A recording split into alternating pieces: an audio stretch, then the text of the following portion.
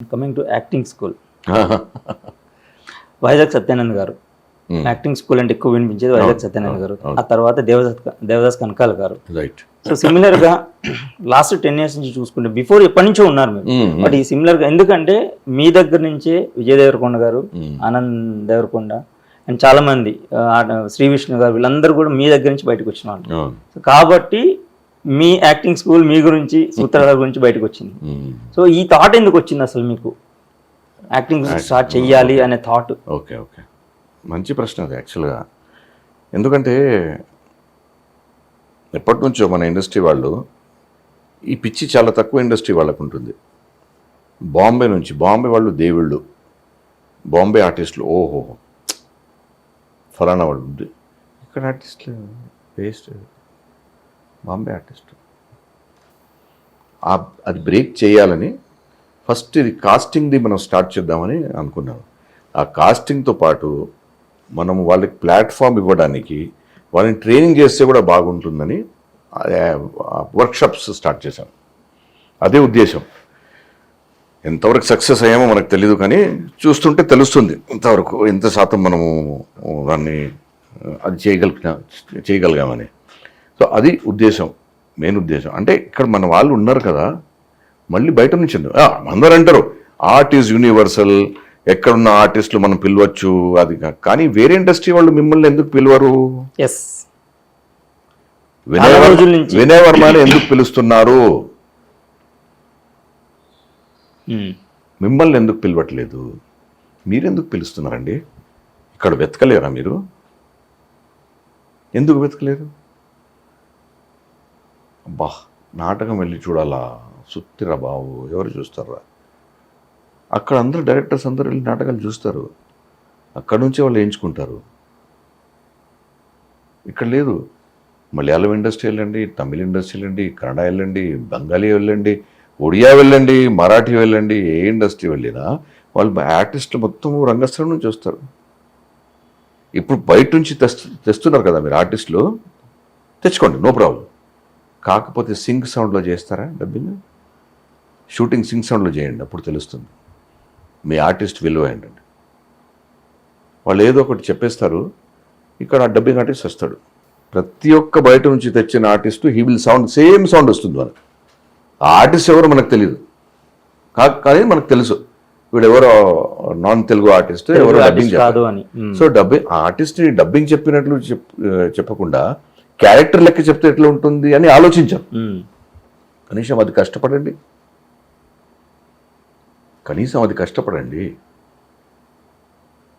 ఇప్పుడు డియర్ కామ్రేడ్లో నాకు రిక్వెస్ట్ చేసి ఆ విలన్ క్యారెక్టర్ని చెప్పించారు. ఎందుకు చెప్పించారండి? ఎందుకంటే కాదు, మనకు పాత్ర కావాలి, మాకు డబ్బింగ్ ఆర్టిస్ట్ వద్దు, ఒరిజినల్ ఇది కావాలి. ఆ ఎక్స్ప్రెషన్స్తో పాటు మాకు ఆ క్యారెక్టర్ కనపడాలి, డబ్బింగ్ వాయిస్ అవసరం లేదు మాకు. అంతమంది డబ్బింగ్ ఆర్టిస్ట్ ఉన్నారు కదా, సీనియర్ మంది ఉన్నారు వాళ్ళ దగ్గర. వాళ్ళని తీసుకోకుండా నాకు ఎందుకు చెప్పారు? అది నేను చెప్తుంది. నేను ఒక్కడే కాదు, డబ్బింగ్ ఆర్టిస్ట్ చాలా మంది ఉండొచ్చు, చేయొచ్చు వాళ్ళు, కాకపోతే రొటీన్కి అడ్జస్ట్ అయిపోయారు. సరే వెళ్ళాలి, క్యారెక్టర్ చేయాలి, తీసుకొని వచ్చేయాలి, తప్పేం లేదు చేయడం. కానీ అంతసేపట్లో అంత కష్టపడవచ్చు కదా, అటువైపు కూర్చున్న వాళ్ళు కానీ ఇటు ఉన్న వాళ్ళు కానీ అంత కష్టపడవచ్చు కదా క్యారెక్టర్ని ఎలివేట్ చేయడానికి. ప్రతి ఒక్క స్టైల్ ఒకటే ఉంటుంది, డబ్బింగ్ స్టైల్. మాడ్యులేషన్ ఉండట్లేదు, ఆరోహణ అవరోహణ అంటారు చూడండి, అది ఉండట్లేదు, ఇన్వర్షన్ ఇది ఉండట్లేదు కంప్లీట్గా. సో అంతమందిని మీరు బయట నుంచి పిలుస్తున్నారు. సరే వాళ్ళు సెట్ మీద డైలాగ్ కనీసం కరెక్ట్ చెప్తున్నారో చూసుకుంటుంది. కొంతమంది అది హింస పెడుతున్నారు, డైరెక్టర్స్ని భరించుకుంటున్నారు. ఇక్కడ వాళ్ళు ఎందుకు భరించుకోవట్లేదు? పెద్ద బయట నుంచి తెచ్చుకున్నారు, నేషనల్ అవార్డు విన్నింగ్ ఆర్టిస్ట్. అరే లాంగ్వేజ్ రాకపోతే ఎంతవరకు స్ట్రగుల్ చేస్తాము? లాంగ్వేజ్ రావడం ఒకటి, ఆ లాంగ్వేజ్లో ఉన్న నువాన్సెస్ పట్టుకోవడం ఒకటి. పుట్టిక గబగబ చేసి డైలాగ్ చెప్పేసి వెళ్ళిపోవడం కాదు. డబ్బింగ్ వాడు చూసుకుంటాడులే మనకెందుకు అనుకుంటే ఏం చేయలేము, అది వాళ్ళ ఇష్టం. ఫస్ట్ ఆఫ్ ఆల్ చెప్తున్న డైలాగులు ఉన్న డెప్త్, భావం, మీనింగ్ అది తెలియాలి, భావం రావాలి కదా, అర్థం కావాలి. అది ఫస్ట్ ఆఫ్ ఆల్ పదానికి అర్థం కావాలి. అది ఏడీ కో డైరెక్టర్ ఎంతసేపు ఎక్స్ప్లెయిన్ చేసినా అక్కడ చెప్తాడు బాగానే. కెమెరా ఆన్ అయిన తర్వాత చెప్పకపోతే ఎన్ని టేకులు చేస్తారు? అప్పుడు ప్రొడ్యూసర్ డబ్బులు వేస్ట్ కావా? డిజిటల్ అంటున్నారు ఇప్పుడు. ఏమున్నా సరే సార్, డే వేస్ట్ అవుతుంది కదా. ఎస్, డే డిజిటల్ చేయలేము కదా, ఉట్టిగా కెమెరా డిజిటల్ చేస్తాము. చేయలేం. గంటలు నిమిషాలు మనం డిజిటైజ్ చేయలేము గడియారంలో తప్ప, ప్రకృతిలో చేయలేం కదా అది. మరి ఒక రోజులో అయిన పని 3 రోజులు అయితే ఎవరికి నష్టం? అది ఒప్పుకుంటారు. వాళ్ళు ఏం అడిగింది వాళ్ళకి ఇస్తారు, ఎంతమంది స్టాఫ్ అడిగినా ఇస్తారు. అవును. ఇక్కడ అయ్యో బాబోయ్ బడ్జెట్ లేదమ్మా మనకు, ఇంతే ఆర్టిస్ట్కి ఇంతే, అసిస్టెంట్ లేడు, నో అసిస్టెంట్, నో అసిస్టెంట్. ఎందుకు చిన్న చూపు? మనకు చిన్న చూపు. ఈ విషయంలో కోట శ్రీనివాస్ కూడా చాలా సార్లు స్ట్రగుల్ అయ్యారు, ఓపెన్ అయ్యారు, మాట్లాడారు. బట్ ఆయన మీద మళ్ళీ నెగిటివ్ కామెంట్స్ చేసిన వాళ్ళు ఉన్నారు. సరే పర్లేదండి, ఏం చేస్తాము ఇప్పుడు, బయట నుంచి తీసుకురావడానికి తప్పేం లేదు. ఇఫ్ హీస్ ఇండిస్పెన్సిబుల్ అంటారు చూడండి, అపరిహార్యం, ఆ పరిస్థితి ఉన్నప్పుడు తెచ్చుకోండి. Same face, same personality, same look, same talent ఇక్కడ దొరుకుతున్నప్పుడు ఎందుకని బయట వాళ్ళు రావడంలో తప్పేం లేదు. కానీ ఇక్కడ వెతకొచ్చు కదా, ఇక్కడ ఎందుకు వెతకూడదు? అది నా ప్రశ్న. సో ఆ ప్రశ్నలో నుంచి వచ్చిన సమాధానం సూత్రధారి చేద్దామని. సో అందులో ఎంతవరకు సక్సెస్ అయ్యామో అది జనాలు చెప్తారు, మీరు చూస్తున్నారో మీకు తెలుసు. ఉన్నారు స్టార్స్, వచ్చారు స్టార్స్, బయటకు వచ్చారు, సినిమా అనుకుని మనం చెయ్యం కదా.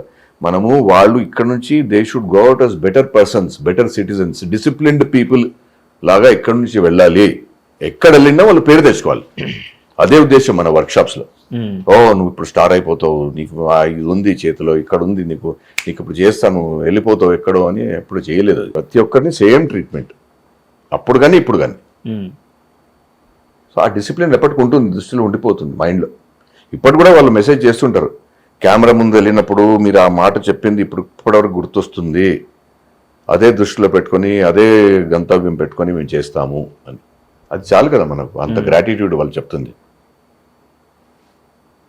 సో మీ దగ్గర ట్రైన్ అయ్యి బయటికి వెళ్ళిన ఆర్టిస్టులు పర్టికులర్ విజయ్ దేవరకొండ గారితో యాక్ట్ చేస్తున్నారు. ఆనంద్ దేవరకొండ, డియర్ కామ్రేడ్ ఒక వాయిస్ కదా, వాయిస్. సో ఆనంద్ దేవరకొండ గారితో దొరసాని మూవీ. సో ఈ డిఫరెన్స్ ఏంటి, ఏం అబ్జర్వ్ చేస్తారు సార్ అప్పటికిప్పటికి వాళ్ళలో? ఖచ్చితంగా డిఫరెన్స్ అయితే వస్తుంది. మేబీ నేను పెద్దగా కలవలేదు కదా, వాళ్ళు కలవను కదా, నేను కాంటాక్ట్ కూడా చేయను, అవసరం ఏముంది? అట్లాంటివి నేను అందరూ వెళ్ళిన వాళ్ళతో కాంటాక్ట్ కూడా చేయలేను, వాళ్ళతో కూడా కాంటాక్ట్ చేయాలి. అయిపోయింది, ఇక్కడ చేశారు, వెళ్ళిపోయారు, అంతే, ఫినిష్డ్.